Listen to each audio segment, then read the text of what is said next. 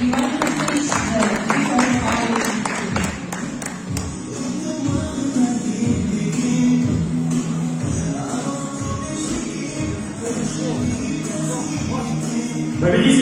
в индивидуальном зачете во втором дивизионе стал второй экипаж Киргизской Республики.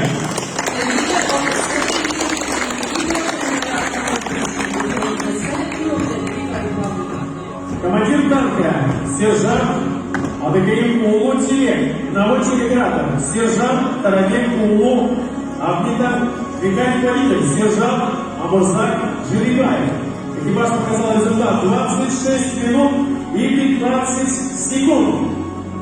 Победители в индивидуальном зачете конкурса «Танковый биатлон» 2021 года. Ваши аплодисменты. Экипаж Киргизской